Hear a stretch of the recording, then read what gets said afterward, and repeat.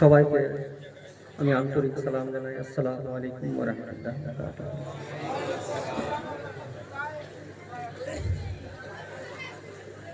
আলহামদুলিল্লাহ আলহামদুলিল্লাহি রাব্বিল আলামিন ওয়াল আকিবাতু লিল মুত্তাকিন والصلاة والسلام على رسوله محمد وآله وصحابه أجمعين.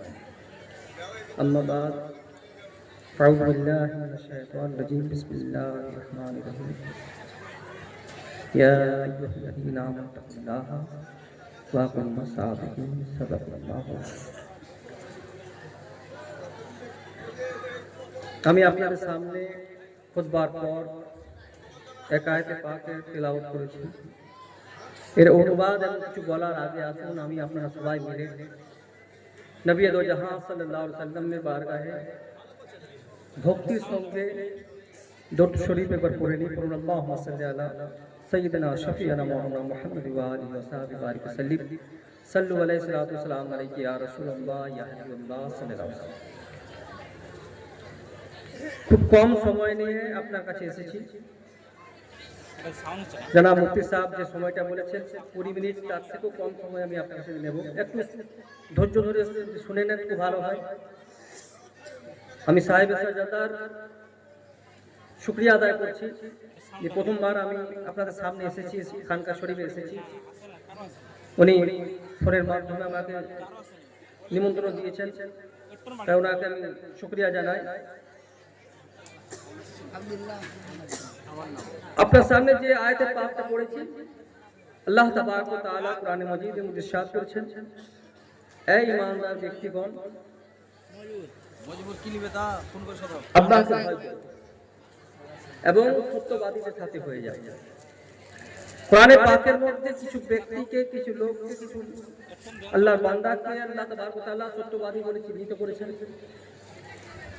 নবী, সিদ্দিকিন, সালিহিন, শুহাদা, কোরআনে পাকের মধ্যে উল্লেখ আছে। এখন নবীগণের জামাত নেই, সিদ্দিকিনের জামাত নেই। এখন যে জামাত আছে সালিহিন মানে ওলিয়া কিরামের জামাত আছে। তা আমরা আপনারা সবাইকে এই ওলিয়া কিরামের জামাতের সঙ্গে হয়ে যাওয়ার হুকুম হয়েছে। আর আমরা যদি বুজুর্গানে দ্বীন ওলিয়া কিরামের জামাতের সঙ্গে হয়ে থাকি তো সমস্ত গুনাহ থেকে দুনিয়াতে পাক থাকবে। এই জন্য যে আল্লাহর ওলি যারা হয়েছেন তারা গুনাহ থেকে পাক থাকে। এক আল্লাহর ওলির বারগাহে আমরা এসেছি। আর আপনাকে বলে দিই যে আমরা আপনারা আর আল্লাহর ওলির মধ্যে পার্থক্যটা কি। ওলিদের জামাত এমন একটি জামাত, আর আমরা কি করি? আমরা নফসের গোলামি করি, নফস যা বলে সেটা আমরা করি। কি ওলিয়া কিরামের জামাত একটা এমন যে নফসের গোলামি ওনারা করেন না, বরঞ্চ নফসকে নিজের গোলাম বানিয়ে রাখেন, নফসকে নিজের গোলাম বানিয়ে রাখেন। এদিক ওদিক কথা না দিয়ে ছোট্ট উদাহরণ দিই আমি। আল্লাহ ওয়ালারা হন কেমন? খুব কম সময়ে সবাই জানেন ওলিয়া কিরামের জামাত বারগাহে মৌলা আলী বারগাহ থেকে এসেছে, ওইখান থেকে ওয়ালায়াত আতা হয়। তা ওই মৌলা আলী বারগাহ এখান থেকে নিয়ে যায়। আমি শুধু একটাই উদাহরণ দিয়ে বলতে চাই যে আল্লাহর ওলি যারা হন শুধু নিজের নফসের জন্য কিছু করেন না, যাই করেন আল্লাহর খুশির জন্য করেন, আল্লাহর রাজার জন্য করেন। মৌলা আলী রাদিয়াল্লাহু তাআলা ওনার সঙ্গে একটা কাফিরের মোকাবেলা হলো, যুদ্ধ হলো। মৌলা আলী রাদিয়াল্লাহু তাআলা ওই কাফিরটার সঙ্গে যুদ্ধ করলেন। ওই কাফিরকে মাটির মধ্যে ফেলে দিলেন আর তাকে হত্যা করার জন্য নিজের তরবারি বের করলেন। তরবারি চালাবেন এমন সময় ওই কাফির ব্যক্তিটি মৌলা আলী রাদিয়াল্লাহু তাআলার মুখে থুতু দিয়ে দিল। হযরত আলী রাদিয়াল্লাহু তাআলা আনহু নিজের তলোয়ারকে নিজের কাছে রাখলেন, তার বুকের দিকে উঠে গেলেন এবং বললেন, যা তুমি আমি মাফ করলাম, চলে যা। মৌলা আলী চলে যাচ্ছেন, পিছন পিছন কাফিরটা যাচ্ছে। জিজ্ঞাসা করছে, একটা কথা আমার জবাব দিয়ে যাও। মৌলা আলী জিজ্ঞেস করছেন, কি জবাব দেবো বল। আচ্ছা, আমি বুঝতে পারলাম না, আপনি যে আমার সঙ্গে লড়াই করলেন, যুদ্ধ করলেন, সেটা আমি বুঝলাম। আমাকে মাটির নিচে ফেলে দিলেন এবং আমার বুকের মধ্যে বসে তলোয়ার নিয়ে আপনি আমাকে মারতে এলেন, হত্যা করতে এলেন, সেটা আমি বুঝতে পারলাম। কিন্তু আপনার মুখে যখন আমি থুতু দিয়ে দিলাম, তখন আপনি আমাকে ক্ষমা করে দিলেন, ছেড়ে দিলেন। এই মানেটা কি আমি বুঝতে পারছি না। আপনাকে তো আরো বেশি করে আমাকে মেরে দেওয়া উচিত ছিল। মাওলানা আলী রাদিয়াল্লাহু তাআলার জবাব শুনুন, সেটা আমার আপনার মধ্যে শিক্ষা হতে পারে। মাওলানা আলী বলছেন যে শোন, তোর সঙ্গে যে আমি লড়াইটা করলাম, আমার ব্যক্তিগত কোনো লড়াই নয়, আমি তোর সঙ্গে লড়াই করলাম আল্লাহর রাজার জন্য, আল্লাহর খুশির জন্য। তোকে মাটির মধ্যে ফেললাম, সেটাও আল্লাহর খুশি ছিল, আল্লাহর রাজা ছিল। তোকে আমি হত্যা করতে চাইলাম, সেটাও আল্লাহর রাজা ছিল। তাই সেবন তখন ওই আমার মুখের মধ্যে থুতু দিয়ে দিলি, তো আমার মধ্যে রাগ হলো। রাগটা আল্লাহর রাজা চলেছিল না, আমার নিজের ব্যবসার জন্য ছিল। ওই সময় যদি আমি তোকে হত্যা করতাম, তো আল্লাহকে খুশি করার জন্য নয়, নিজের নফসকে খুশি করার জন্য। এই জন্য আমি তোকে এই মোমেন্টে, এই মুহূর্তে তোকে মাফ করে দিলাম। সেই কথাটা শোনা ছিল, মাওলানা আলী পায়ে পড়ছে, বলছে আল্লাহর রহমত এই তো মেহেরবান, আল্লাহ আপনার রব এত মেহেরবান, আপনি এত মেহেরবান যদি হন, আপনার মজহব ইসলামও মেহেরবান হচ্ছে। আপনি আমাকে এই মোমেন্টে কলমা পড়ান আর মজহব ইসলামে দাখিল করে নেন। আল্লাহর ওলি হযরত আলী ওই সময় কলমা পড়াচ্ছেন, মজহব ইসলামে ওকে দাখিল করে দিয়েছেন।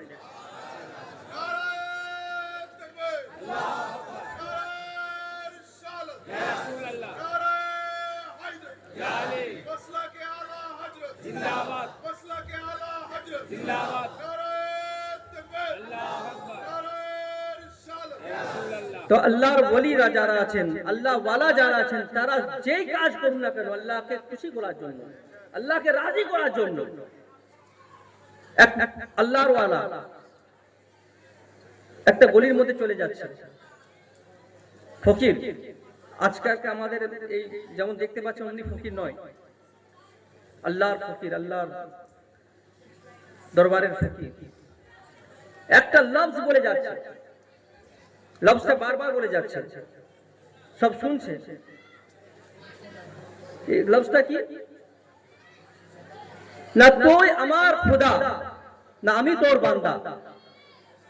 না তুই আমার খোদা, না আমি তোর বান্দা। তোর কোনো হুকুম আমি শুনবো না, তোর কথা কোনো আমি শুনবো না। এই কথাটা বলে যাচ্ছে, সব শুনছে।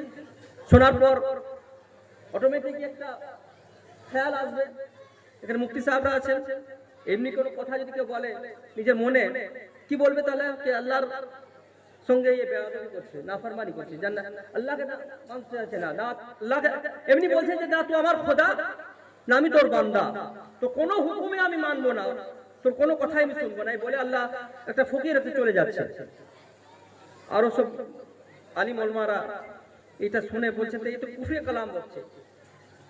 ওই সময় মুফতি সাহেবের কাছে গেলেন সবাই এই কথা বললেন যে একটা দরবেশ নিজেকে বলছে, একটা আল্লাহর ফকির বলছে এটা নিজেকে, একটা মলঙ্গ বলছে, আর এই কথাটা উচ্চারণ করছে কি না তুই আমার খোদা, না আমি তোর বান্দা, তো কোনো হুকুমই আমি মানবো না, তো কোনো কথাই আমি শুনবো না।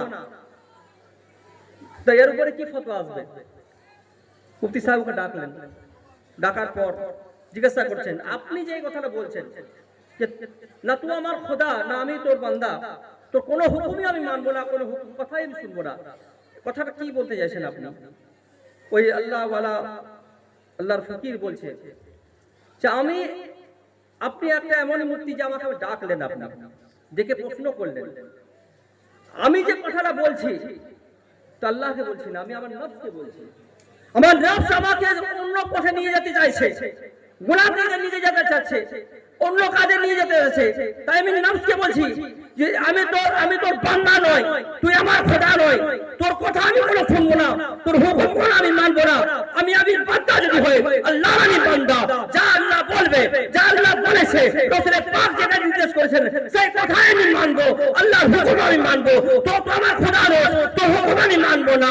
এই কথা বলার সঙ্গে সঙ্গে সবাই বলতে লাগলো ও সত্যিকারে আল্লাহ ওয়ালা, আল্লাহর ফকিরে আছে। আল্লাহ ওয়ালা যারা আছেন নফসের কথা শুনেন না, আল্লাহর হুকুম মানেন। আল্লাহর ওলির দরবারে আমরা আছি, এই আশাটা আপনারা ভাগ্যবান যারা আল্লাহর ওলির কাছে আপনারা এসেছেন, নিজের মনোকামনা ওলির ওসিলায় পূর্ণ হবে। আমরা দোয়া চাইবো, আমাদের কাছে ইলজাম হয় যে আল্লাহ আপনার ডাইরেক্ট দোয়া চাই না, আমরা আল্লাহর কাছে দোয়া চাই, কিন্তু ওসিলা দিয়ে ওলিয়া ইকরামের ওসিলা দিয়ে, ওলিয়া ইকরামের ওসিলা নিয়ে ওনারা আল্লাহর নেক বান্দা।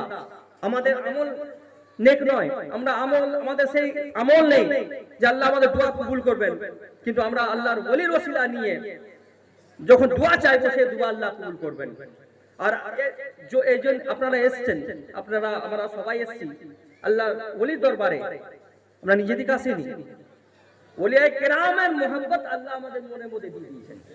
হাদিসে পাকের মধ্যে আছে, যখন আল্লাহ তাবারক ওয়া তাআলা কোন বান্দাকে নিজের ওলি বলে ঘোষণা করেন, তখন জিবরিল আমিনকে ডাকেন। প্রথমে আল্লাহ তাবারক ওয়া তাআলা জিবরিল আমিনকে ডাকেন এবং বলেন কি এই পৃথিবীর মধ্যে ফালা বান্দাকে আমি তার সঙ্গে আমি মোহাব্বত করি, তাকে ওলায়াত আতা করেছি।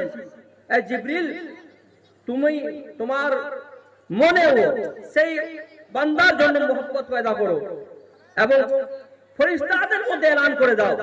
জিবরিল আমিন সমস্ত ফেরেশতাদেরকে ডেকে এটাই এলান করেন কি ফালা বান্দাকে আল্লাহ তাবারক ওয়া তাআলা ফালা বান্দার সঙ্গে আল্লাহ তাবারক ওয়া তাআলা মোহাব্বত করেন।